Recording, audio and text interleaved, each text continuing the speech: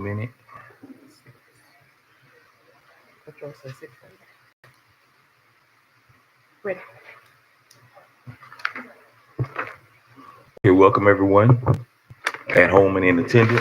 This is the Planning and Zoning Board meeting for the city of Rivera, for the city of Rivera Beach. The date is August 14th, 2025, and the time is now officially 6:30 p.m. This meeting is open to the public. If anyone wishes to speak on an agenda item, please complete a public comment card and give it to the Planning and Zoning Board staff prior to the board discussion and before the public comment section is announced. In no event will anyone be allowed to submit a comment card to speak on the agenda item after the title of the item is read or considered. The total time allotted for each member of the public to comment on each item is 3 minutes. Let's have a moment of silence.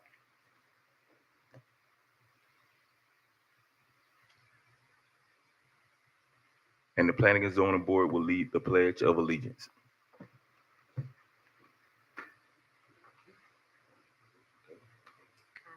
Pledge allegiance to the flag of the United States of America and to the republic for which it stands, one nation, under God, indivisible, with liberty and justice for all. All right, thank you. Can we have a roll call?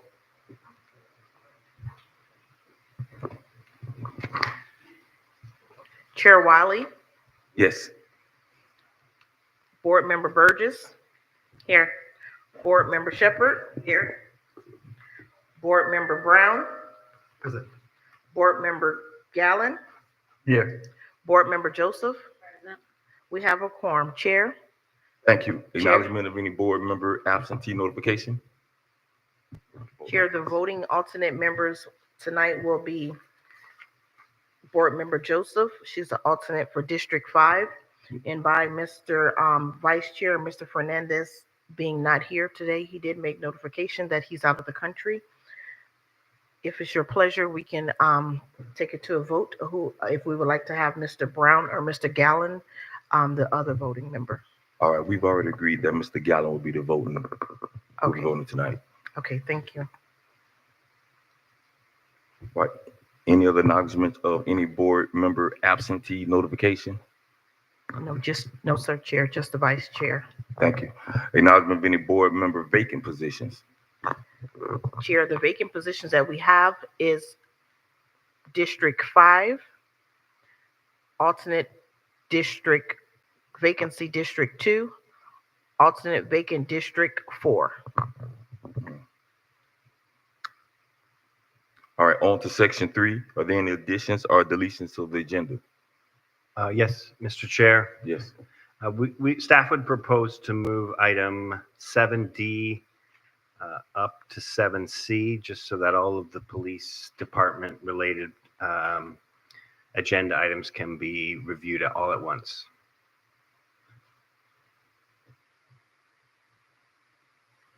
So 7D move to 7C? Yes, sir.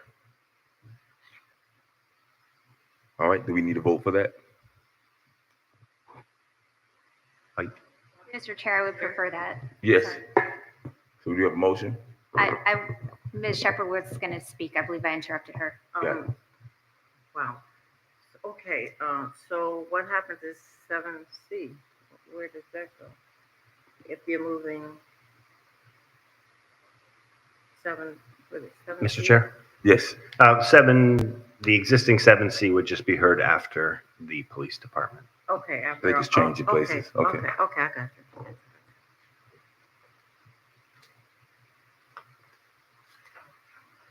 you. Chair, we would need a motion. We have a motion? So moved. Second.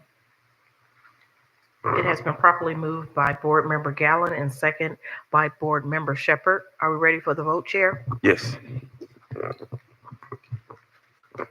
Board Member Burgess? Yes. Board Member Joseph? Yes. Board Member Shepherd? Yes. Board Member Gallen? Yes. Chair Wiley? Yes. Unanimous vote, Chair. Any disclosures by board members?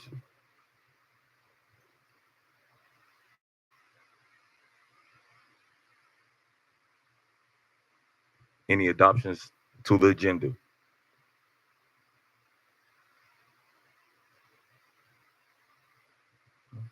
I believe we need a motion, Mr. Chair. Chair, Yes. I move that we adopt the agenda. Second. It has been properly moved and second has been by Board Member Burgess and second by Board Member Joseph. Are you ready for the vote, Chair? Yes. Board Member Gallen, Yes. Board Member Shepherd, Yes. Board Member Joseph, Yes. Board Member Burgess, Yes. Chair Wiley. Yes. Unanimous vote, Chair. All right, on to number 5, approval of minutes. Chair, Yes. I move to approve the minutes from the June 12th, 2025 Planning and Zoning Board. Second. It has been properly moved in second, Chair, and we also have Attorney Early would like to read into the minutes a statement. Yes, do we have the minutes also on the agenda from the May meeting, Madam Clerk? Not on this agenda. Okay. When we have those minutes, I will just note that we had a board member that filed a Form 8B at that meeting, and that will need to be attached. And if those were previously approved, the minutes need to be modified to reflect that, please. And just for purposes of complying with the applicable ethical rules, I'm now going to read the board member's Form 8B. And it states, my business associate was the reviewing surveyor for a plat that came before the Planning and Zoning Board for approval. I'm a part of the land surveying firm. I did not participate in the discussion or vote. Signed by Board Member Brown in May of 2025.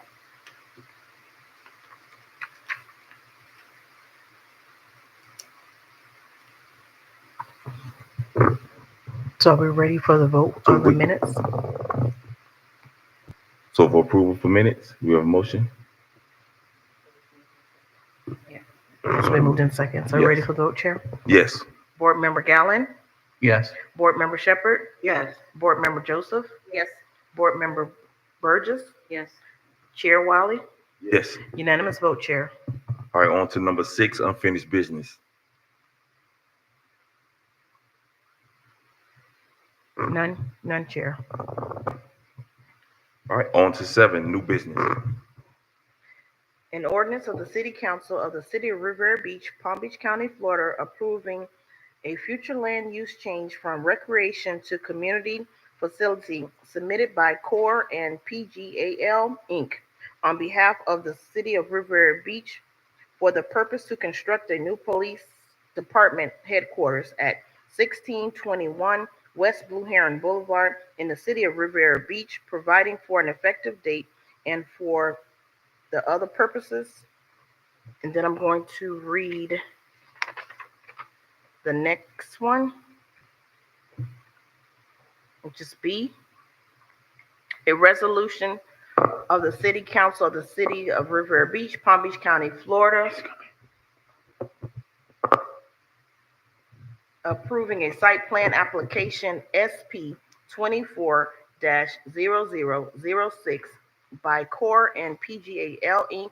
on behalf of the City of Riviera Beach to construct a new police department headquarters at 1621 West Blue Heron Boulevard in the City of Riviera Beach, providing for conditions of approval, providing for an effective date, and for other purposes. Then we will read D. An ordinance of the City Council of the City of Riviera Beach, Palm Beach County, Florida, approving a request for CORE and PGAL Inc. on behalf of the City of Riviera Beach to abandon AB-25-0002 to utilize the right-of-ways to allow for the construction of the new police headquarters located at 1621 West Blue Heron Boulevard, providing for conditions of approval, providing for an effective date, and for other purposes. The presenter tonight will be Juan Suarez, Senior Planner. Buenas noches. I'm here to present the project for the new police department headquarters. So as Ms. Abrela stated, this project has 3 different applications. Site plan application, SP 25007. Land use amendment, LU 25003. And abandonment, AB 25002. We can see where the big star is located on the map, where the project is going to be. We can see now an aerial of the project. Project will be in front of Blue Heron and Avenue S, where Barracuda Bay is actually located right now.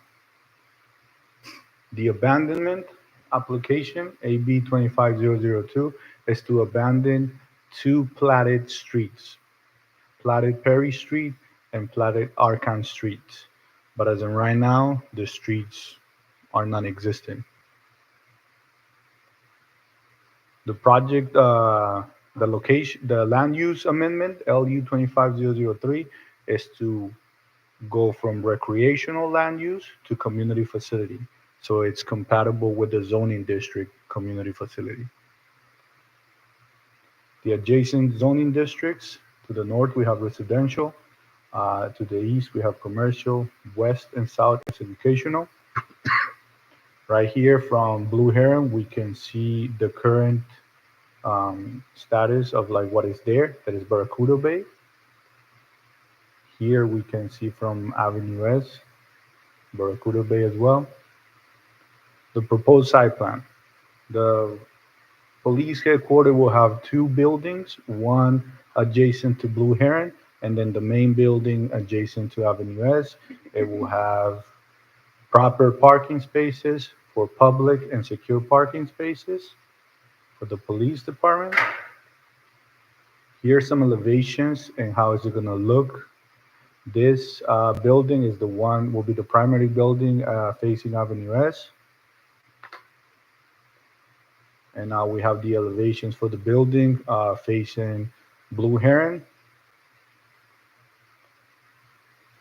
After extensive review by all disciplines and different divisions, engineering, utilities, zoning, building, staff has deemed the project is compliant with the different codes. The zoning code is compatible with the land use application, with the future land use.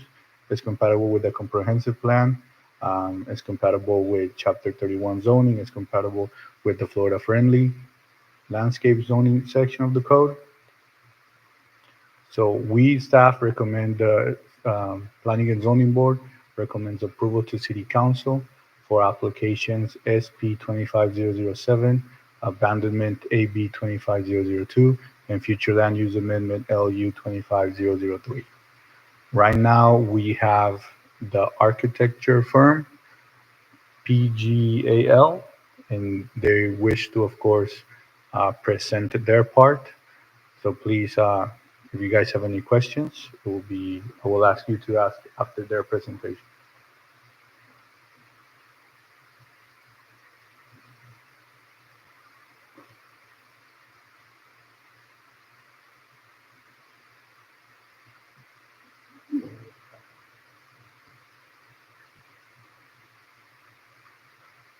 Good afternoon. My name is Jorge Garcia. I'm a principal with BGL Architects.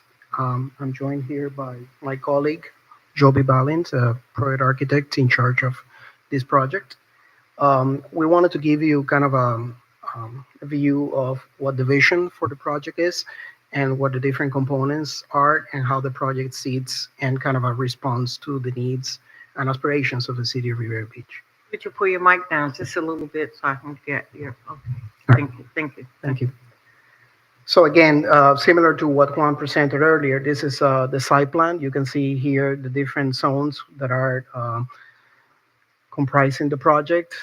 Public parking is intended to be facing Avenue S, and same as the administration building, which will form kind of a barrier, a secure barrier to the operations and the secure parking that will take place behind those buildings, and also act as a buffer between the functions of the police department and the schools that are to west of the site. These are the elevations for the admin building facing Avenue S, mainly the one on the bottom here. there is a rendition here that basically kind of gives the idea of the architectural language and the materiality that we're intending to express on the building. Again, the idea would be for the building to be modern yet timeless, secure but inviting, and also respond to the needs or the apparent contradiction that the needs of a police department has versus the needs of the residents of the city, that they feel welcome into a place like this. Again, another visual of the admin building. This would be facing from Avenue S, the front of the building, the main entry. And what you see here is the other building. This is the building that will face Blue Heron. And then with this building, again, we will try to insert ourselves into what Blue Heron wants to be and basically provide a frontage and an urban frontage at that for the Blue Heron Arterial, whereas also keeping in mind the nature of the operations that are happening in the facility and try to play that kind of a dialogue between something that requires security but also is inviting and helps in the city building, basically from the urban point of view. So this is a kind of a night shot on how the building will express itself during the night. This is a night shot of the admin building. Some elevations for the building. What you see down there is the elevation that will be facing Blue Heron. And this is a rendition closer to where the intersection of Blue Heron and Avenue S is. And pay attention to the way we're treating that corner. So the idea would be for that corner to be heavily vegetated in order to create a view corridor that would allow, pedestrians or drivers or people who are residents or passing by to see the two buildings at the same time and see there's something is going on there and make it engage it at the urban scale. So another nice shot, just emphasizing what happens at the corner there. And this is the final render we're going to show today, which basically speaks to what I was referring earlier, the view from the corner and how the two buildings are present and kind of a building an urban presence in that intersection. And that concludes our presentation. Thank you very much.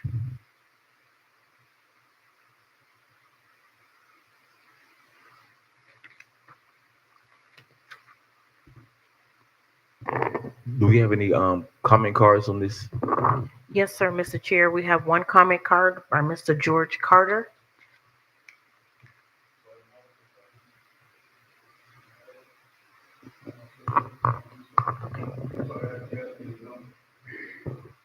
It's my fault. Yes. We have no comment Okay. cards, Chair. Okay, do we have any questions by the board? We start with Mrs. Shepherd. Well, I know that corner is a very, very busy corner. Is it a light that's going to be facing, like when the cars come out? Like at the fire station, they got the light that, but they'll be coming out towards there's a church and the Imperial Market. And, if there's something really, really happening, they'll be coming out of there. The police cars will be coming out very, very fast. Is there a light or warning? How would people know they're coming out? You mean like a traffic light that Yeah, will yeah. stop traffic Yeah, just in yeah. case? Yeah. At this moment, I'm not aware that we have any type of traffic light that will stop incoming traffic so police cars can come out safely. Mr. Chair. Yes. The access is off of Avenue S, which allows much freer access to the roadway than if they were trying to pull out onto Blue Heron Boulevard or you're slowing down traffic on Blue Heron to pull in. So by keeping the main access for the public off on Avenue S as well as the police vehicles, that helps with the traffic flow.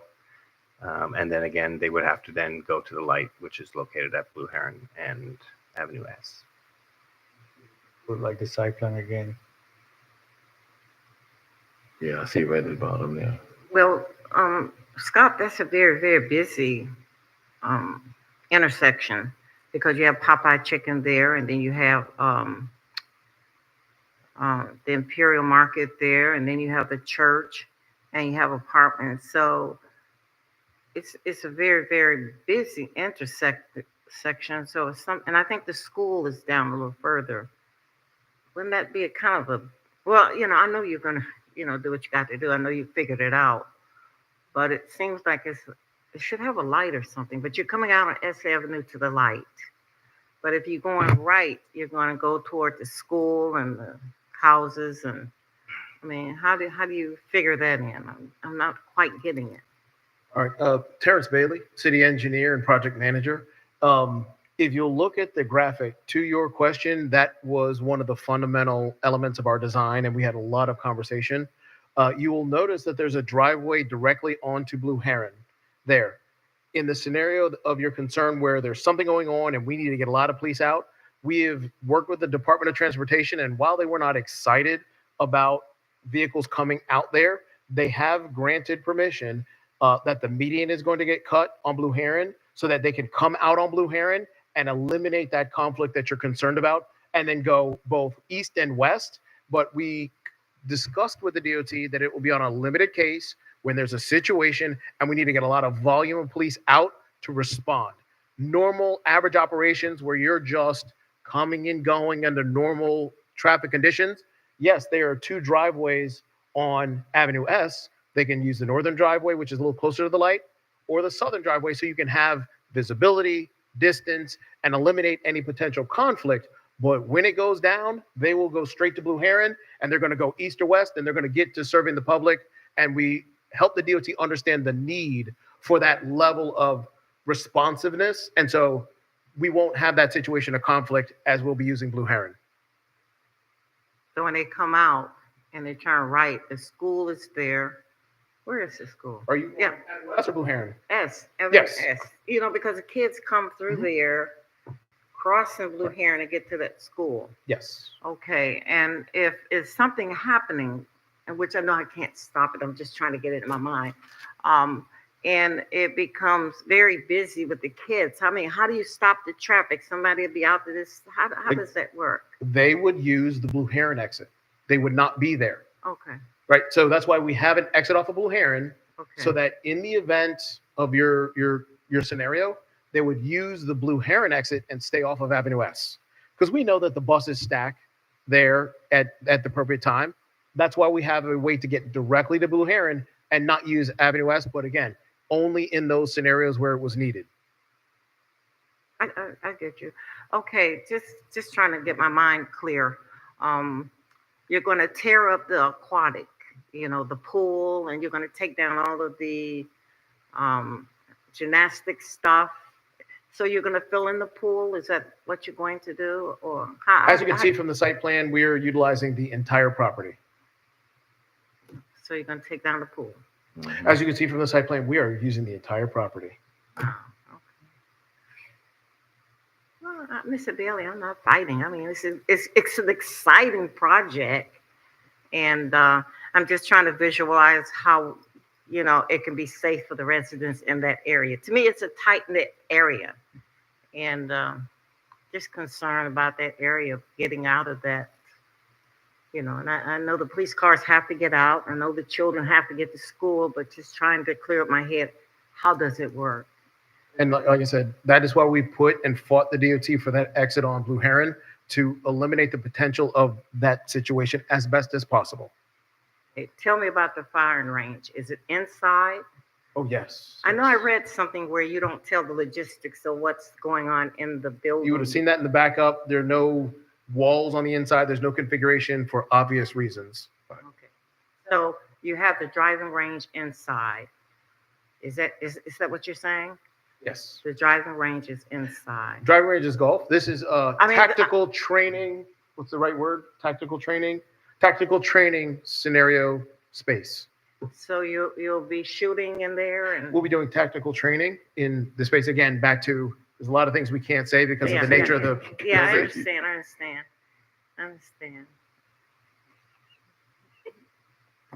I think the project looks good. That's We all. appreciate it. We did spend a lot of time on the aesthetics. I mean, a lot of time making sure that it fits in and represents the community.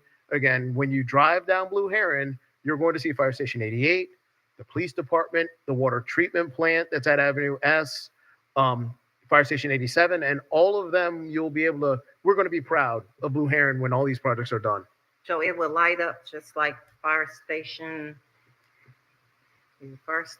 80. Yes, all of them light up. Oh, yeah, you're right. You're right. You're absolutely, yeah. It will All look the- like that.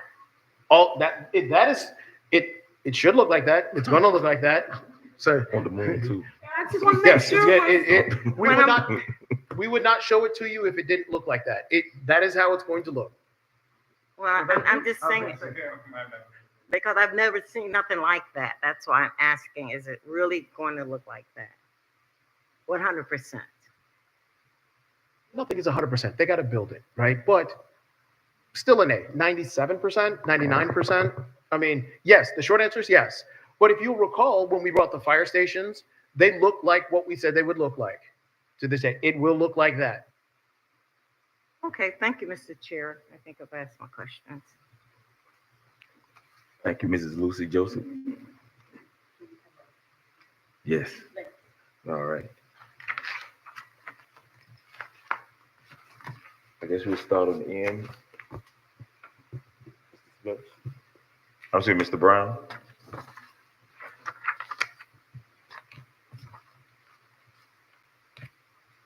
If we're losing a water park, is there going to be any replacement for it? Yeah, you already knew those questions. That's the reason why I said come back to me, because I already knew.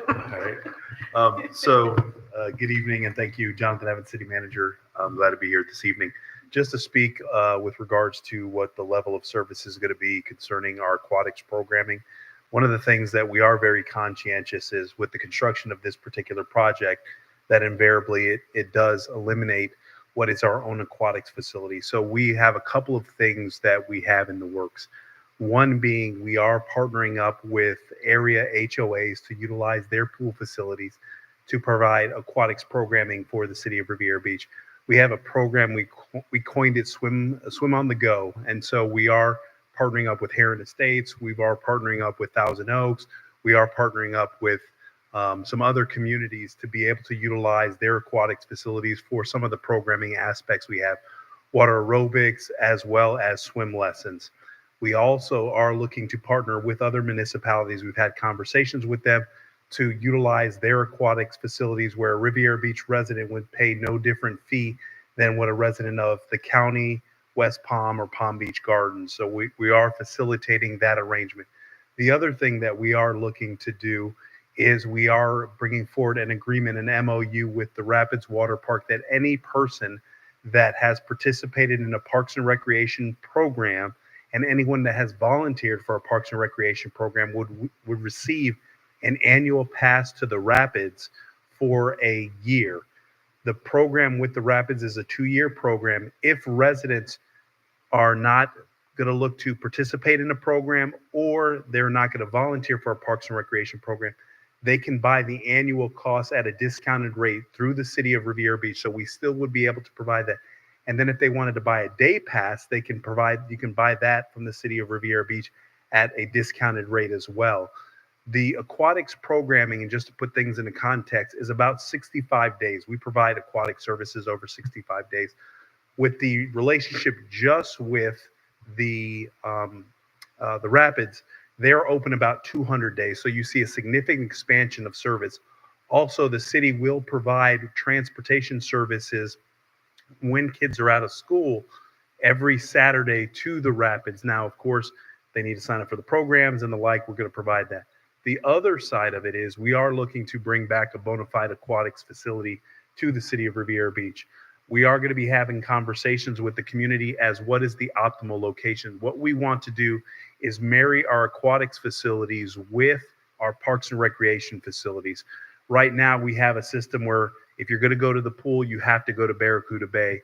If you're going to do any other sports, you're either going to Wells or Callaway. What we want to do is have the pool, the aquatic center, actually incorporated in that. So if the family wanted to go and have a birthday party in one of the event spaces at the recreation center, they can then go out to the pool. Or after a football game, the team can have a pool party, allowing for us to centralize our recreational operations, because that makes sense. That is actually how you're seeing recreational services provided countywide.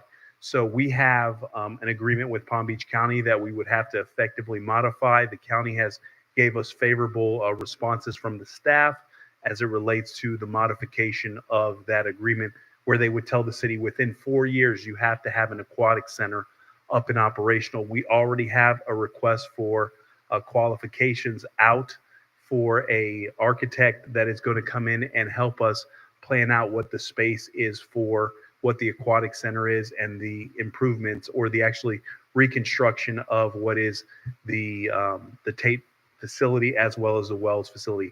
Both your recreation facilities that we have in our community are at the end of their useful life. They have to be reconstructed. But I will tell you, staff has done a good job on going to visit what is private sector models and university models. So when you experience Parks and Recreation Services here in the city of Riviera Beach, you're going to see facilities and equipment that is mirrored to what you would see at a Division I or Division II, Division III NAIA school. So we're looking to elevate what our recreational experience is. So we are bringing back an aquatic center. You're going to have the splash pad, you're going to have the teaching pool, and you're going to have the actual recreation pool. There will be no slides. A lot of cities are getting away from the slides because of liability. But if there is slides, it's more so with the wet play areas for young people. So those are programs that we are bringing before the board to enter into contracts, but we are very far along in that particular process. And so we've already had a conversation with some members of our community associated with the pool. We are going to facilitate another community meeting and make sure folks know what the services are that are provided. And so we are bringing aquatics programming into the neighborhood and into the community and expanding what the level of service is. Thank you, sir. Thank you. Thank you, Mr. Evans. My next question is, this building is going to be 34 feet high, and it's going to be 10 feet off the boundary.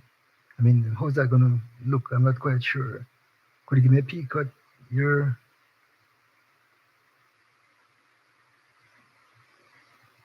Your question is, how is it going to look? Look, yes, visual. If you could put it back on that. Please understand that the city's code requires on a primary arterial that the buildings are up high and tight on the road. And you've seen plenty of projects on Broadway, on Blue Heron. That is sort of that new urbanism. So the concept and design that you see is what the comp plan and the city's code directs us to do, right? Parking behind, building up on the front, a beautiful aesthetic lining Blue Heron. And that's why we put so many graphics in here of what will it look like in the day, what's it going to look like at night, because we are trying to create that sort of corridor effect, and all of the investment that the city's making in Blue Heron, we can also then demand when private sector comes in, they meet the moment that we met. So that is the goal, and that is why you see the building up on the front and sort of high and tight. Okay, thank you. I have just one comment on the abandonment. There's an error which I need to point out to staff. Thank you, Mr. Chair. Mr. Gallen. No, I really don't have any questions as far as the police department is concerned, but with the facilities where you all are planning or looking into putting the pool, I wish they would have kept the pool at Dan Calloway where it was. You know, I've used that pool growing up, and when I do be in that area, I notice the tennis courts are not being used. They're not even being kept up. That would probably be a perfect place once you all decide as far as replacing that gym or redoing it. That will be a good area to put the pool back where it was. Mr. Chair, if I may. Yes. That is the preferred location, and a lot of the community has expressed the same sentiments that you should have never moved it, and if you do move it, put it back where you took it from. So that is our preferred approach.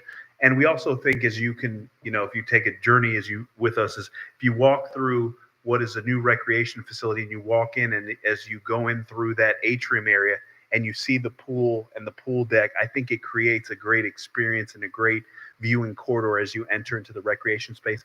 And it allows for the families to recreate more because you have other things to keep your children and family members occupied. So that is our intent. And some of the schematic designs that we do have and the renderings have the pool actually at that location. Thank you, Chair. Burgess? Yeah, so definitely one of my questions Mr. Brown asked about moving the recreation center.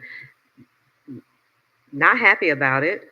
Was listening to the plans for replacement, so really hope those things come through. I also had a question about how soon, and then city manager said within 4 years. Okay, so going back to the rendition, so this campus is going to replace the community garden area that was there as well. Yes. So just everything just wiped out. Okay. But we have plans at other locations throughout the city. There are a lot of plans. There are a lot of plans. If you can give us about 6 or 10 weeks between multiple meetings, all of this, there are building plans, property plans, parks plans. All of these plans are colliding at the same time as we go into our budget session. So you're going to see sort of the bigger vision of how all of this works together by October 1. There are a lot of meetings coming up where we're going to have to show with our budget process how and where everything kind of fits in. I generally I use this vernacular. This is a Jenga, right? And every time you touch one piece, the whole thing wobbles. So you have to restabilize it. And where's this going to go? Where are these functions? Where are these individuals and residents going to get this experience? And so we have a lot of property, a lot of programs, and all of them are being mapped out. As you touch one, it's replaced, it's enhanced and upgraded as we leverage the property that we have available. Gotcha. I really hope so, because like we're taking away from the community, and none of those recreational things left for the residents. I know you were talking about the median cut. Do you guys have a pointer tonight? Red line to show. So I see where the little exit is, I think right next to the green piece. Is that where the little cut is? Where In the upper left corner of the site plan. Okay. And so the median, you said, is going to be cut. So if they come out of that access point, they can either go east or west. Yes. Right. So my concern too was you have the fire station, right down the street, having two major facilities like fire and police. Is that not a concern, or? I believe we've gotten more commentary in the other direction, that people feel more comfortable being able to see their public safety, being able to see them come and go, knowing that they're providing that high level of service. If we tucked it back in the community somewhere where it wasn't seen, there would be this perception of, are they really policing? Are they providing service? By having them on Blue Heron, and it wasn't said, but please understand, there's a reason that this site was selected. It's next to the core of those schools. Mm-hmm. So being able to, while I understand Ms. Shepard's concerned about being able to get out fast, being able to get out close to the schools, it provides a whole sort of different level of comfort for the parents whose children are there, with having that presence right there on the corner. Again, community policing, PAL engaging with, to her point, all of those students that are now going to walk down Avenue S, walking in front of the police station, you can imagine the police being able to get closer to the community, interacting with these students as they walk by the building. What goes on there? I have aspirations. Maybe I want to work there one day. There will be all those opportunities for contact, the good kind of contact, because the building is located here. Understood. I think it'll be very good for the speeders, because you have a lot of speeders down Blue Heron. I think you guys know that, so maybe you want to put some, what they call it, speed traps along there as well. Also the lighting, because the lighting is very bad along that whole corridor and all the way down to actually Dixie. So hopefully that will be improved as well. My other question, I think that was it. So yes, just catch the speeders because they speed through there all types of night Be there now, so. with the boats. Mr. Chair, if I may. Yes. So it's funny because sometimes people ask for additional or enhanced traffic, and then they end up being the one getting the ticket. So we certainly can do some enforcement activities. But I will tell you also, when we did, because a lot of people had a lot of conversations about why that site was selected, we did a pretty exhaustive review of looking at property that can accommodate the size of that particular facility.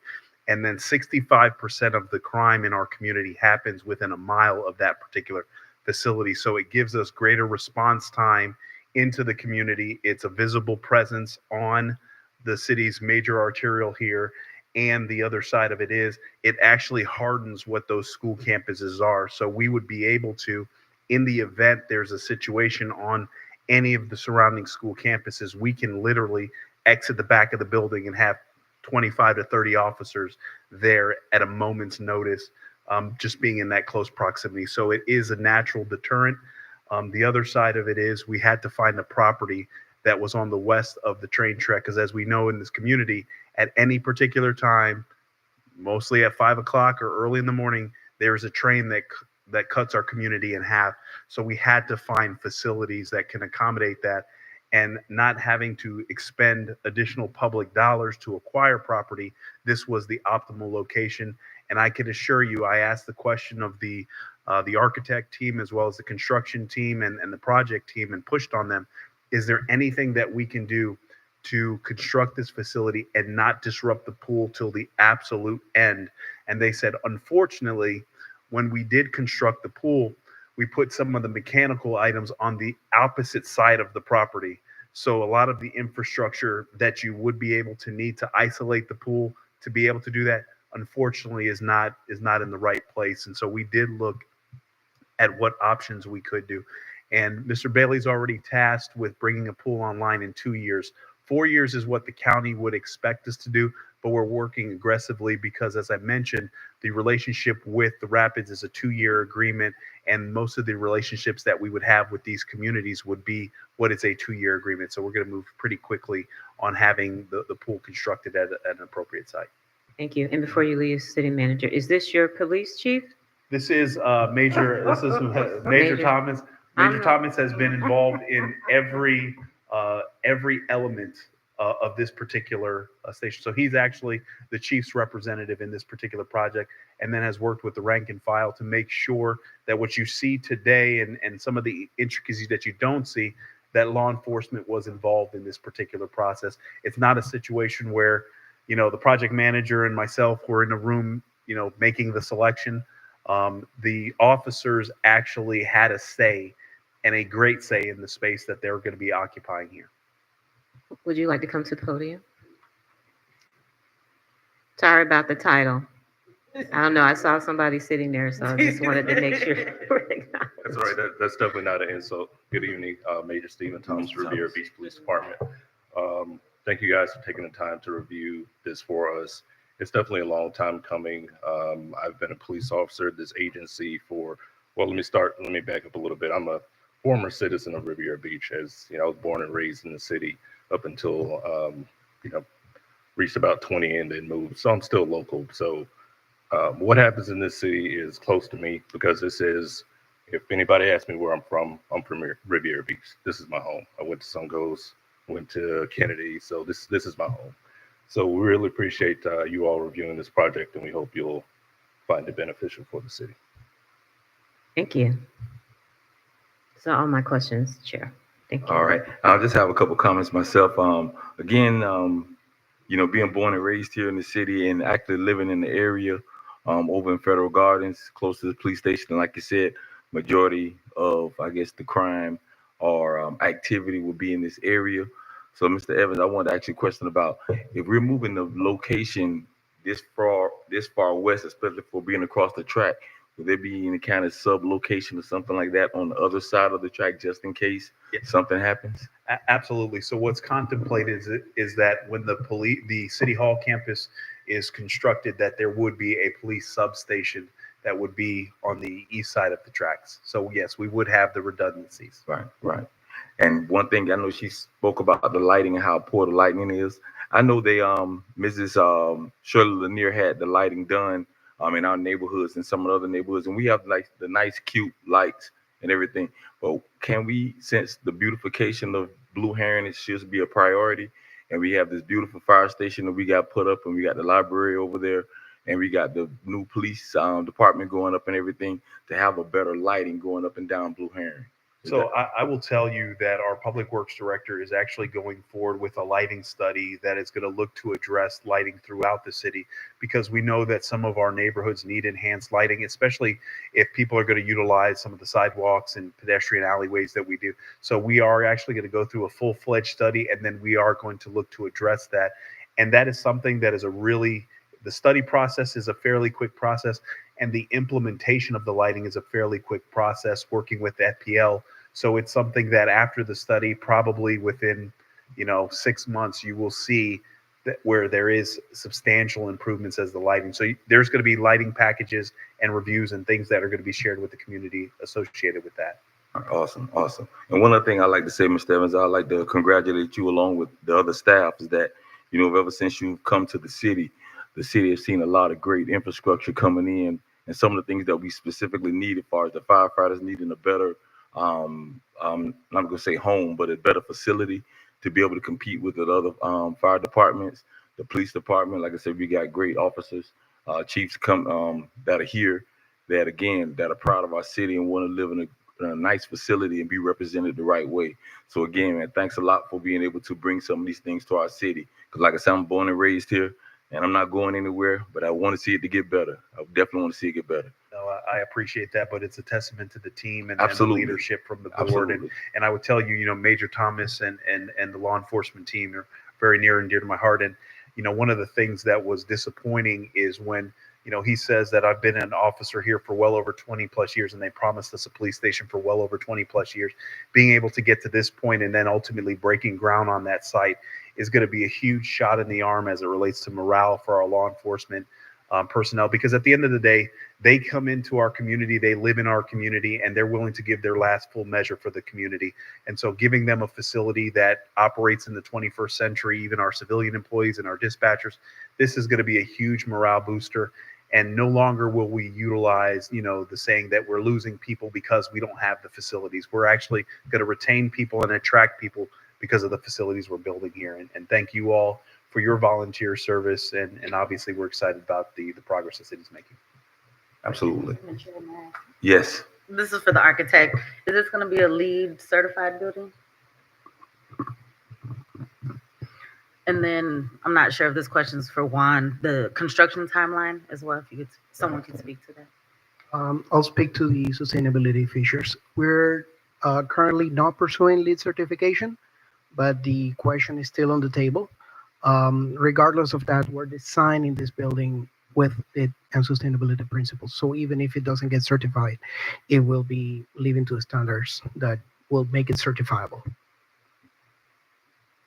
As for timeline, the current schedule is projected to get a good, honest start at the beginning of the year. If my memory serves, it's a 2-year construction window.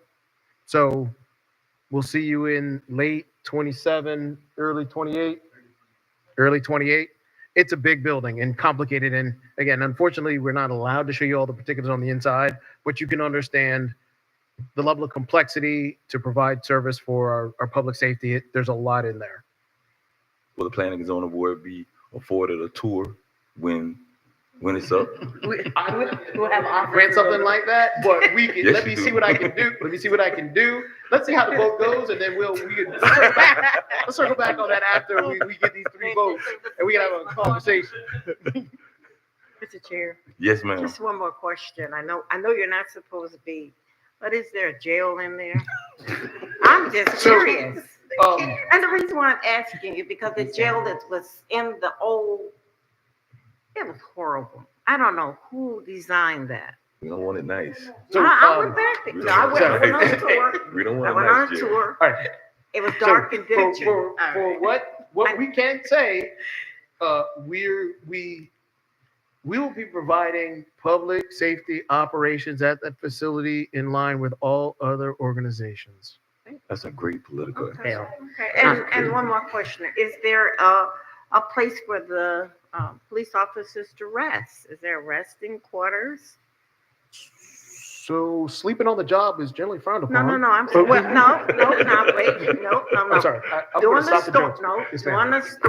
during the storm. Okay, so During remember, the Fire storm, Station they 80 had to have sleeping quarters I'm not going to sleep on the job. remember, our EOC is at Fire Station 87. So while there will be some functionality, and yes, that building is built strong, the main operational model for the city is on the second floor in the EOC of Fire Station 87 is that's where that kind of function happens. Right. There, it's a big building. Yes, they could sleep there. It's not designed sort of, let's say, functionally that way. Structurally, it's safe and all, but that's not the model that the city runs on how we run emergencies. So it's about all I can say to answer that question. No, I was just asking because my cousin Clara had the COP, and so all of us toured that building. I never was locked up. I don't know what to be locked up, but for the safety of some of the council persons, we went over and slept there.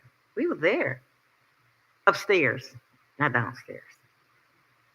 So just wondering. You're looking at me strange. I'm just if So I have to please run for my understand, there's so life- many things we can't say. I know. So I I'm trying know. to get an answer No, I that I know. can say. I know, no, but they just put it out there. I guess the council person, because Miss Wade was alive then, and that's where we were at, the police station, upstairs. We didn't go downstairs. Noted.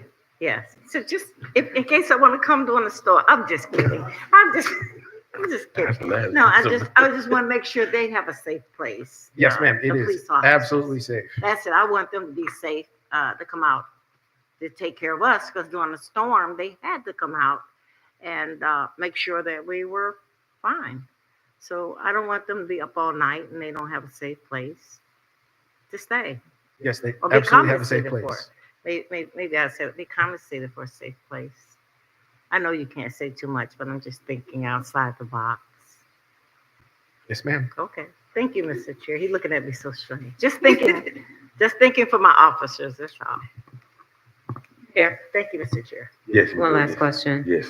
The traffic with the construction, do you foresee any, will the construction be done only like during the daylight hours? No nighttime, there will be no traffic hindrance, because of course that's a busy corridor. I travel that to and from a lot during the day. So just thinking about during construction and the impacts probably on traffic flow. The current design doesn't have any of our utilities or infrastructure in Blue Heron, so there really shouldn't be a good reason to impact traffic on Blue Heron. Obviously, when we do the driveway and the median, but that's such a short duration issue, that'd be the only time I believe we're in Blue Heron. All the other systems come off of Avenue S, so to that concern, they shouldn't be over there. Good, thank you. Should be over where? Blue Heron. They shouldn't be on Blue Heron. Oh, okay. Chair, Yes. on that, with the construction, we probably need to make sure that those big dump trucks don't go down S Avenue through the community when they're leaving, going in and out. It has been communicated to the contractor. Okay, been there, done that, got that T-shirt. We don't need those type of problems over there with the schools and stuff. Not at all. All right, any other questions by the board? Last question. Yes, So ma'am. the 2-year timeline, that includes demolition of the aquatic center and construction, or is that just the new stuff? Basically, the police station 2-year timeline. It should be done in early 2028. All right. Thank you. You can only say so much. Yeah, you're gonna say so much. I got you. All right, yes, that's it. All right, would we like to go to a vote? Do we have a motion? Chair, Yes. before you do that, can I recommend that since the three agenda items were read into the record by title, that the board go ahead and do separate votes for each agenda For each item. one? Got it. Sir. Yes. Chair, Yes. I motion to approve item 7A. Second. Chair has been properly moved in second by Board Member Burgess, second by Board Member Gallen. Are we ready for the vote? Yes. Board Member Shepherd, Yes. Board Member Joseph, Yes. Board Member Gallen, Yes. Board Member Burgess, Yes. Chair Wiley, Yes. unanimous vote for the future land use. Chair, Yes. I motion to approve item number 7B, a resolution for the site plan application SP 240006. Second. It has been properly moved in second, Chair. Motion by Board Member Burgess, second by Board Member Gallen. Are we ready for the vote? Yes. Board Member Gallen, Yes. Board Member Joseph, Yes. Board Member Shepherd, Yes.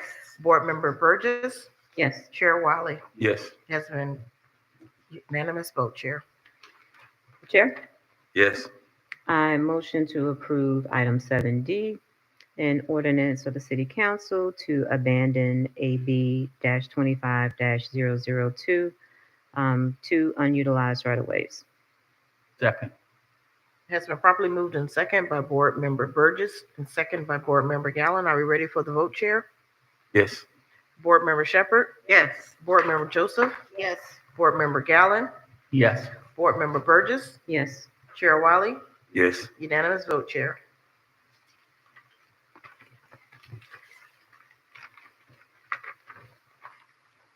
All right, so we're moving back to 7C. Yes, sir, Chair. A resolution of the City Council of the City of Riviera Beach, Palm Beach County, Florida, approving a site plan application SP 24-0025 by Porter Burgess Design Studio to construct 8 two-story affordable apartment residential units on the property located at 109 West 14th Street. Property control number 56 43 42 33 06 004 0020 in the city of Riviera Beach, providing for conditions of approval, providing for an effective date, and for other purposes. The presenter will be Senior Planner Juan Suarez. Thank you very much. So I'll be presenting a residential project, SP 240025. We can see where the project is located. It's located in the downtown, the little star right inside the blue. Do you see it, Miss Joseph? So I saw you like, exactly. So the project is located in the downtown, in the CRA boundary. Here we can see the project location is between West 14th Street and Avenue E. It's comprised of those 3 properties that will go through a replat, just FYI, to combine all 3 properties and make it one single property. So the surrounding land use and zoning district, we have existing to the north office, east commercial, west residential, south residential. The future land use is downtown mixed use to the north, downtown mixed use to the north, to the west is multifamily, MF15, and to the south, downtown mixed use. And then the zoning districts are downtown general, to the north, east downtown general, west downtown residential, and south downtown general. So we can see here the 3 properties. How can we see the 2 zoning districts are downtown general and downtown residential. So the properties are comprised of 2 different zoning districts, but those 2 zoning districts allowed for downtown residential. Existing conditions.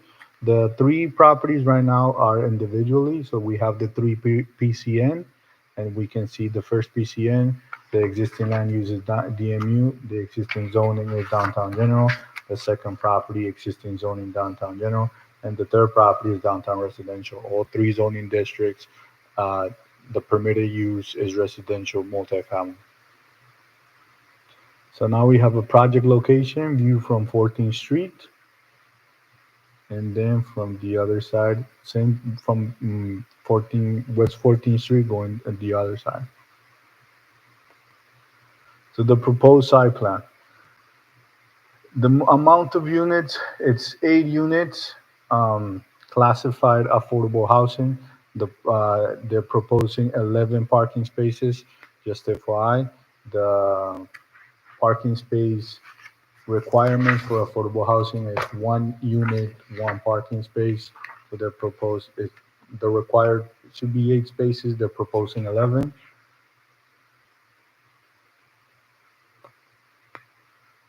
I want to make a note. I want to apologize. I did miss to put the landscaping plan, but once again, we reviewed it. It's code compliant with the Florida friendly section of the code. I apologize once again. I missed to put the landscaping plan. So we hear the proposed elevation for SP 240025. The zoning district at the downtown code and the downtown has specific aesthetic sections that the project has to comply with. So that's why we can see here the different type of colors and textures they propose. And here's the proposed elevation on the west side. Excuse me, Mr. Yes, Juan. ma'am. I didn't see a yellow sign out there.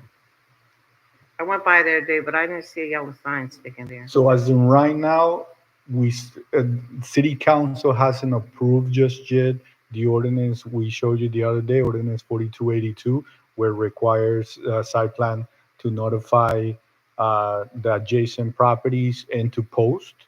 Since it hasn't been approved by city council, it's still not codified in our code. It's still not a requirement.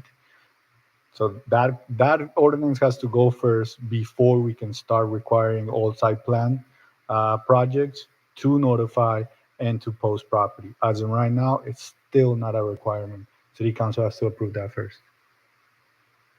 I don't mean to stop you, but. No, go ahead. Okay, you have all the plans, you have the address, which I didn't know where it was at. I have no idea. I mean, I can figure it out, but I didn't see the yellow sign. And I think that is just so unconstitutional. You want us to approve something. There's no sign there. There's no address. And I think we went through this before. We understand that, and we understand that other different municipalities that have that as a requirement. That's why, following your recommendation to amend the code, we started ordinance 4282. But as of right now, since it's not in the code, I cannot obligate the applicant to do so. I can recommend it for them to post before the ordinance pass to the applicant, but as of right now, I cannot require it. It has to pass first before I can actually require applicants to post the property. But I understand your Okay, I get it. But now you have this rendition here, but you haven't got the whatever it is to post the yellow sign so the residents can see that this is going up. I don't think it's fair to the resident. I don't think it's really fair to me because I don't know where it's at. I mean, no address, no nothing. We went through this over on Island. Yeah, I understand that, and I do share the same sentiment of you. So, like, hopefully, City Council can pass Ordinance 4282 soon, so we can start in transparency for transparency purposes. Require notification to adjacent properties and post the property. As of right now, how I said, my hands are tied. I cannot just require that to the applicant. So, what are we approving, Mr. Warren? What are we approving? What do you want me to approve when I don't know where it's at? I mean, I can figure out where it's at, but I mean, it's no posting. Nobody know. You're gonna start building something and there's no address. But the staff report does have this the PCN numbers for all of the applications for the properties, and that in a way you can locate the property with the property control number. Where's property control number? in the staff report as a backup. I mean, you have it, but what if a resident or someone want to know about this project? What do they do? Yeah, they can go to our website and the agenda is posted there and they can look at all the proposed applications. If they're really interested, they will find a way. Call the office, send me an email, and we're here to serve, Ms. Shepherd. Mr. Chair, I'm good. I'm good. You can go ahead. Thank you very much, Ms. Shepherd. This application, once again, has been reviewed by all different divisions, engineering, utilities, building, zoning, and we have deemed in code compliance before bringing it here to the Planning and Zoning Board. It's compatible with the comprehensive plan. It's compatible with Chapter 31, the zoning, and it's compatible with the Florida-friendly section of the code as well. So once again, staff recommends to the Planning and Zoning Board that recommends City Council approval of site plan application SP 240025. Mr. Chair, Yes. I just wanted to add, historically in some of the neighborhoods, a lot of the developments that only have between 4 and 8 units have not been the most aesthetically pleasing items in our neighborhoods. So when we redrafted some of our codes, we really wanted to focus, and part of that change was to bring small projects through the process. But I really want to commend the owner and the applicant of this project because they have brought a very high quality, very nice designed project. I think that I hope will set a new standard for the types of small scale affordable housing that we can attract to the city. So who's the contractor? The owner of the project is the gentleman right here. The applicant, the planning firm is on this side. They will be presenting their portion shortly. Oh, okay. All right. Okay.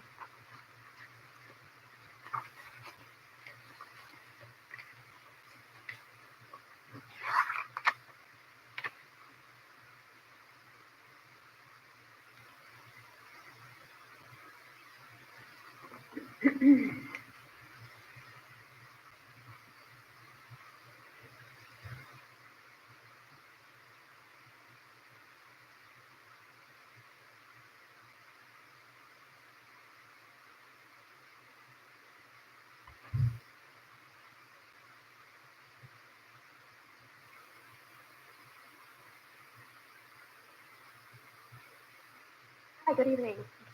Good afternoon. All right, I'm Polly Daughtry with Paradello Burgess Design Studio, and I'm here representing the owner of 109 West 14th Street. So Juan covered this pretty well, but I'm going to just reiterate it. Right now, 2 of the lots, number 109 and 117, are downtown general. The third one to the west is downtown residential. Both zoning types allow for residential units, so we're not asking for any variances or exceptions on this project. To give you an idea of the surroundings, to the west is a single-family residence. To the north is an office. To the east is a store. And then to the south is a mix of a residence, a vacant lot, and an auto sales lot. If you look at the future land use map, the area to the east is planned for downtown mixed use, and the area to the west is high density multifamily. We're proposing a 2-story apartment building totaling 15,468 square feet with 8 affordable units and a covered walkway. This is shown highlighted in yellow. That's 4 2-bedroom units and 4 3-bedroom units, totaling 11,520 square feet of living space, plus a covered walkway of 3,948 square feet. The building will sit on the west side of the property with parking on the right. We have 11 parking spaces. That's 3 more than required. We've designed the entry experience to promote walkability and a sense of community. From the tree-lined street, you'll walk onto the pedestrian path into a covered arcade shown in blue. Think of it like a modern version of a front porch, a shady place to sit, to talk, and to meet with neighbors. Behind that's a central courtyard that's highlighted in orange that connects to the parking area. Each floor has 2 two-bedroom units and 2 three-bedroom units. Trash is stored in an enclosed area that's highlighted in green near the street for convenience. We've also got stairs at each end of the building leading up to the second floor walkway. Here's the site data. We meet all the zoning requirements. This is the 2-bedroom, 2-bath layout. It's an open concept for the living, dining, and kitchen areas. This is the 3-bedroom, 2-bath layout. Each unit has its own laundry room. Excuse me. This layout is also an open concept. Our roof is a 412 pitch with asphalt shingles. Sorry. Water? Can I fill that?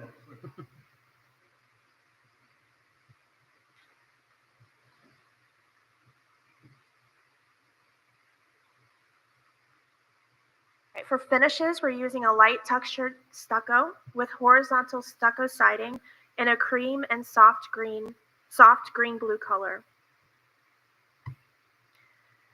At the top is the street view. You can see that the arcade is right up front. The 2-bedroom units are on the left, and then beyond the arcade is the 3 bedrooms on the right. We've added details like shutters, outriggers, brackets, stucco banding, railings, and window buttons for visual interest. At the bottom, viewed from the parking side, you'll see the 2-story bedrooms on the left and the 3-bedroom units on the right. The south elevation is at the top, and it shows the side from the 3-bedroom units. The east elevation on the bottom has 3-bedroom units on the left and 2-bedroom units on the right. Here are some perspective views. The arcade is a big focal point on the top rendering. Combined with the new street trees, it creates a shady spot where residents can gather. Safety is also a big priority on this property. We used SIPTIP strategies, crime prevention through environmental design, like good lighting, clear sight lines, and keeping the trash area visible from the front. This way, residents don't have to go to an isolated spot at night. This is the drainage plan. We're including an exfiltration trench in the parking area. Here's the water and sewer plan. You can see the connections to the city utilities. We did add the landscape plan. It's oriented with the street at the top part of the plan. And then you can see that we've added trees along the street, around the perimeter, even within the parking area to make it more greener and more comfortable. The hardscape plan shows the permeable asphalt in the parking area and pavers for walkways, the arcade, and entry areas. Here's the plat showing the 3 combined lots. So we have reviewed the staff report, and there were 6 recommendations for approval, which we're good with that. And thanks for your time. We believe the project adds much needed affordable housing to the urban core and creates a safe, community-focused space for residents. So I'm happy to take any questions or comments. Thank you.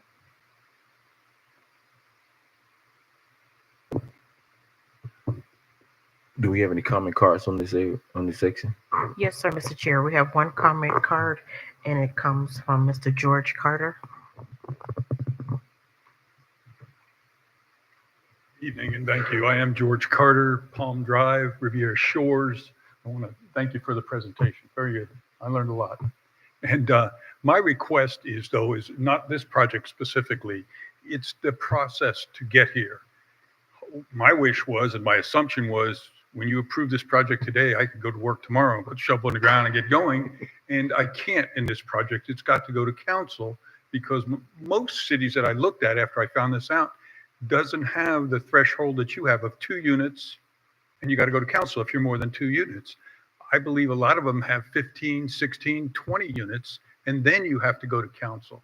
We all know, and I believe we need some housing in our midtown, down in that area. The only thing that's been built down there in the last 5 years is a fourplex across the street from this. And we need a place, especially, we've talked about new buildings and all in the city, to live, work, and play. We need a place for folks to live. And all we got down there is vacant lots. These 3 lots have been vacant. 2 of them have been vacant forever, and one of them has been vacant since it was torn down about 7, 8 years ago. If it wasn't such a long process, I think we would have more folks coming here, making presentations to build affordable housing in our working waterfront area. So that's my only comment, and I believe you guys have the power to go to council and change this ruling, which would help a great deal for folks when they come to look into our community and into our city to build.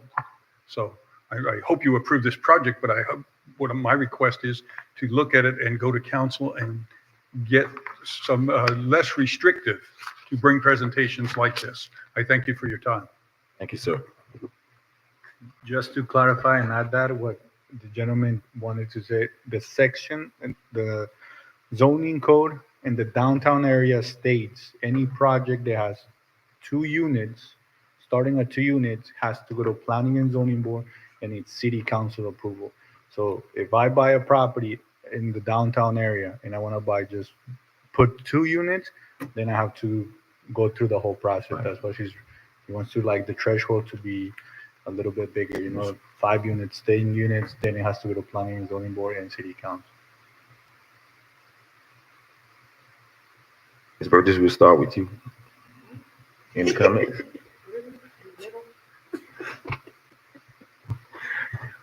Well, I'll go. Thank you, Chair.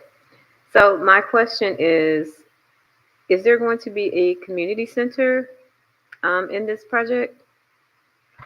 No community center? It's just the 8 units and the parking spaces.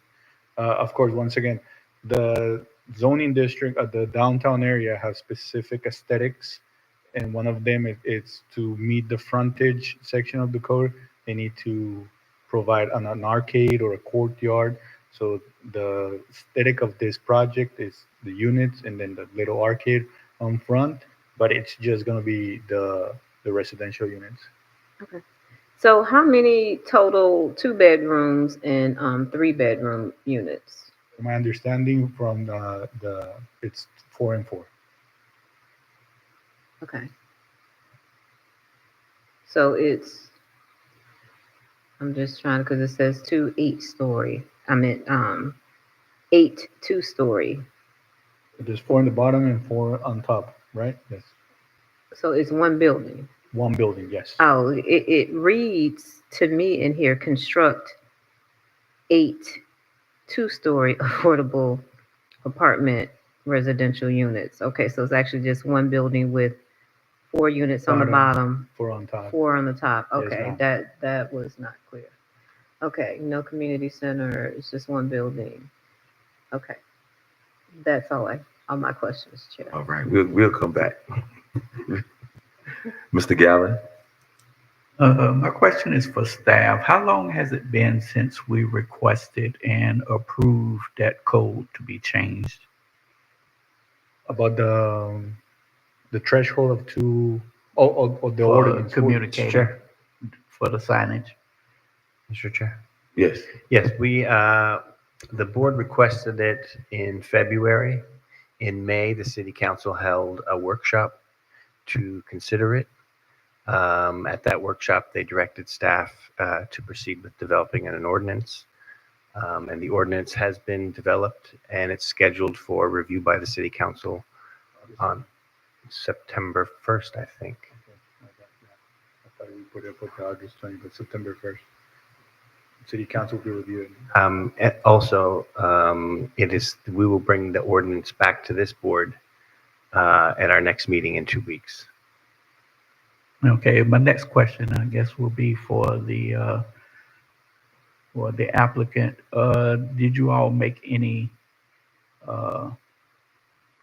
did you all communicate this to any of the residents in the area? No, we Okay.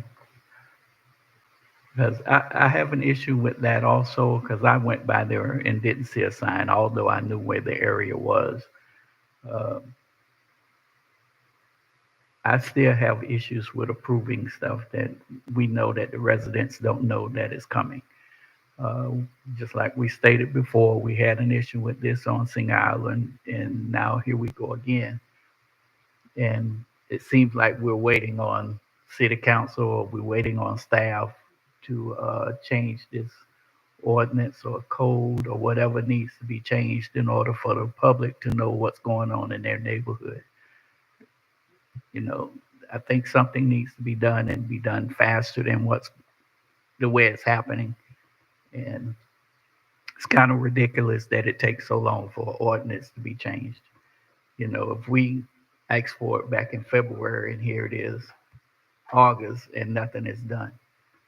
And we're still not getting what we need. And I'm quite sure the public is still not getting what they need because they don't know that this project is coming. That's what all I have. Thanks, Chair. Strongly agree. Mr. Brown. I have to agree with Mr. Gellon on that one. Well, congrats to the design team. I think it's going to be a nice job. It comes through. It looks pretty good. I have one comment which I'll pass on to staff.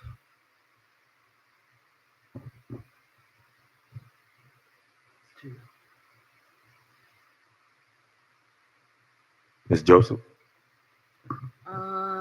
I guess to kind of piggyback on the giving notice to residents, I guess it's for the applicant. I guess prior to construction, putting up some sort of signage saying, "Hey, coming soon, affordable housing project." I think will kind of help rectify some of our concerns here on the board.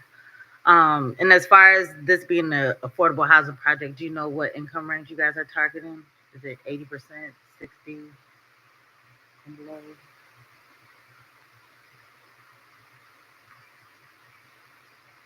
as a just as far as notification, we do a lot of projects in other jurisdictions as well, and I mean, they're 100% right as far as, you know, it has to be within it. We're not trying to scapegoat and say, oh, we're just going to throw something in your community that doesn't work. But other jurisdictions, when we do a project like this, we're required to do mailers at least to a certain like distance, like 500 feet distance radius, and potentially some signage. It depends on the project type, but you know, we're not trying to scapegoat anything, but yeah. My name's Frank Gruber. I'm the general contractor. I've been doing this for 42 years. And this project here, the council staff has put everything as far as looking like a nice custom building. There's nothing, if you go around anywhere in that neighborhood, it's all stucco. So this is what's coming in the future. I did a project which was right off of 16th Street, I believe it was. And it was a fourplex, and that was built 4 years ago, and nothing else has been. I believe in the neighborhood. That's why I'm putting my hard work money in it. My wife says, "You're getting ready to retire." And I said, "No, I got a couple more projects left in me." So I believe in this project. I believe in the neighborhood. And I'm the one that's actually out there working with my crews. So it's not like it's, I got 20 some people that work with me, and we take this serious. We want this done right. And that's why she's so quality.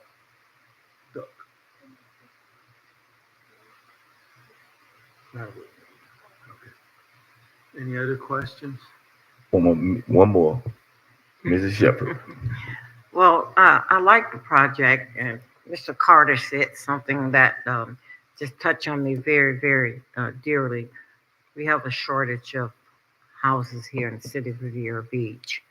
And to me, that's a beautiful place. And I kind of like know where it's at. It's just my body went in shock when I didn't see the yellow sign.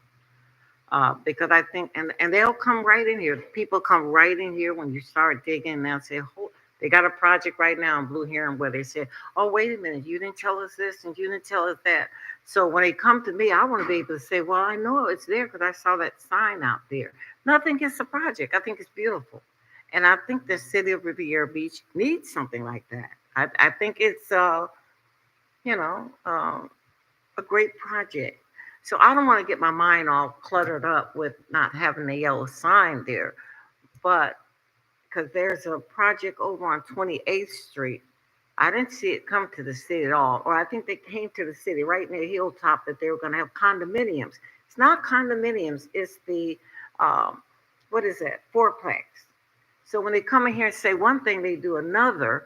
But this, if it goes like this, this would be a beautiful building here in this. I mean, it looked like a showstopper. It just really looks like something that I would want to live in. One thing I actually. I'm retired. I'm like him. I'll be 80 soon. I'm retired. No way. So I don't want to move. One thing I did do with the design was, you notice I got 3 bedrooms for families. Yeah. I have kids, I have grandkids, and I want them close. That's why we did the 3 bedrooms. It's nice. It's nothing wrong with it. Nothing wrong with it. I absolutely see nothing wrong with it. It's just that I think that we have to stop this. You know, we know what we have to do. That project was trying to go off on the island, and I just couldn't do it because it was just such a small space. But I know exactly where this is at. I've been there today to look, and I was just thrown off because I didn't see the sign. But as far as the building, I think anybody would just love to live there. And I said, this is the future. This is what we're bringing in there. And as far as we've been working with staff for almost a year now, going through everything they want. So this is a lot of time and effort. And well, it's time. It's time in that area. That's a rundown area, you know. So if you're gonna revitalize it by bringing a project like that, I have no problem with it. I have none. And if I had to vote on it, I would say yes, because I think it's time to get something like that here in the city of Riviera Beach. I do. Mr. Chair. Yes. Thank you. Just to respond to Ms. Joseph, it was based on project affordability on the Section 8 housing guidelines is what we based it on. And then just as a personal comment, I go to Tallahassee every year, and Bobby Powell, I see him every year. He's really cool because he likes it. We bring students and like to learn about the legislative process, but we really talked a lot about affordable housing, and he's briefly spoke about this project, and he's like, it was just interesting to get this different perspective about how things are going throughout the state. And some counties are very anti-affordable housing. They don't say no, but they do things to hinder it. So, but it's definitely throughout the state. This is needed throughout, and so we're just happy that we can, put together. We want high quality architecture for any types of projects. So hopefully this will be a trend going forward. Yeah, thank you for sharing that. And just knowing all the projects that are coming online, it's nice to have a nice balance between the workforce and the affordable housing projects that are getting ready to come to the city. So thank you. How much was the base rent? Did we ever get to it? So you don't know how much you're gonna. I just want to. Below 2,000. I know it should be below that. I just want to add a couple of things. I was the one who reviewed this project and make sure it was code compliant. Paradello and Burgess Design. Of course, I put my comments saying you need to do this to meet the code, and gave them 4 or 5 recommendations that they changed it. They took those recommendations to make the project better. Second, we do as staff agreed that notification for site plans, it's needed for transparency. Ordinance 4282, I wrote that ordinance with support of my bosses and my team. I did the text amendment. It's my first text amendment, it's my first ordinance, so technically it's my baby. And it's just to manage expectations. It will have to go twice to city council for it to be and passed for it to be effective. So like, if not mistaken, it was already in the agenda for city council on September 1st, first reading, then it has to go a second time, then it's approved. As soon as it's approved, we can now require it. Just so we're on the same page and we're solution driven, all the site plan applications we have until that get passed, I can recommend the applicant. I cannot make them, but I can recommend the applicant. Hey, for transparency purposes, planning and zoning board will be very happy if you are able to put a post, a yellow post. I don't know if I can make them do the mailers, Ms. Shepherd, No, I'm not. but trying the to- yellow no, post, no. like I can strongly recommend to put it on the property just for transparency purposes. But Mr. Chair, while I'm just being transparent, I think the yellow sign, and I'm not blaming anybody because this is the second time that it has come across me, especially for the residents. They deserve to know what's going on over On the there. same page, Ms. Shepherd, yes. And it's just amazing that probably this will come up in council meeting and you swam out the whole place. And they'll say, well, I never saw that. And there's, well, planning and zoning passed it. But what, you have to have explanation as to why. Mhm. And that yellow sign would tell it all. And that yellow sign would still sit there and they'll walk in here and say, I never saw what yellow sign. I'm like, the yellow sign right in front. Oh, I didn't know what it was. I get out my car when I see a yellow sign and I look at the date. I want to know when it's, and I'm on planning and zoning. So if I do it, I think the residents, they don't do it, Juan. They just don't do it. We take your recommendation very seriously. Please, I don't want to go through this again. And one of the things that I always ask all applicants is like, can you please provide some renderings? I know, you know what I mean? Because we do take our recommendations very seriously. So moving forward, I will do everything I can, once again, so our residents can know of the project that goes in City of Riviera Beach, to post the property. Strongly recommended until like ordinance 4282 passes, and then I can actually require it. Why no mailers was sent out? What was the? Because once again, like the ordinance, if they pass, then they have to meet section 31-4, if not mistaken. That Mr. is Chair. mailers and the post. Yes. Yeah, and we will, like Juan said, we will start to request that future applicants follow those regulations. I do want to add, though, however, in comparison to other cities, a project like this wouldn't even go through the public hearing process. Many cities would just allow a project of this small scale to just construct. So we're actually ahead of other cities in that regard, that we're bringing these small scale projects through the public hearing process so the Planning and Zoning Board and the City Council can look at them. But we do hear you on those public notifications, and we'll start doing those right away with our applicants. Mr. Evans, it's only fair to alert those residents. And once again, I think on 28th Street, I see a house being constructed. I don't think it ever went through planning and zoning. I mean, they're building the house. It's a small scale project, so they don't have to come through planning and zoning. I get it now. But something like this to protect the applicants, I would want everybody to know that it's getting ready to go through planning and zoning. You know. Thank you, Yeah. Mr. Chair. Yes.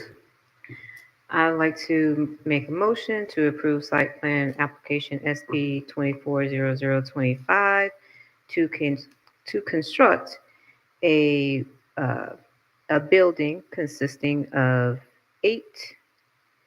Let me start over. A motion to approve site plan application SP 240025 to construct a building, a 2-story building consisting of 8 residential apartment units located at 109 West 14th Street. I second it. Chair has been properly motioned and second by Board Member Burgess and second by Board Member Shepherd. Are we ready for the vote, Chair? Yes. Board Member Gallen, Yes. Board Member Joseph, Yes. Board Member Shepherd, Yes. Board Member Burgess, Yes. Board Chair Wiley. Yes. Unanimous vote, the vote passes, Chair. All right, on to number 8, workshop items. Do we have any? No, Mr. Chair.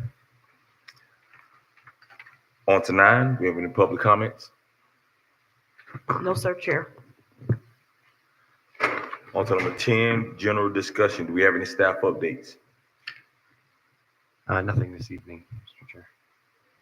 Any board correspondence? No, sir, Chair.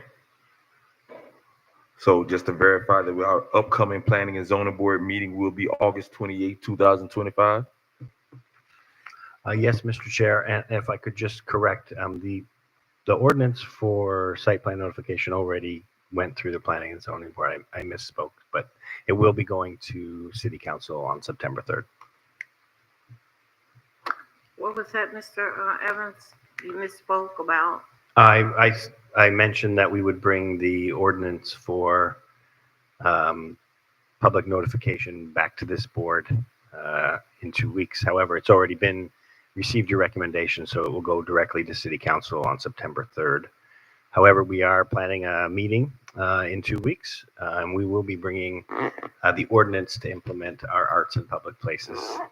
So that's the ordinance I was thinking of, and we will bring that to you on the 4th Thursday. Okay. On to 11. Is it a motion for adjournment? So moved.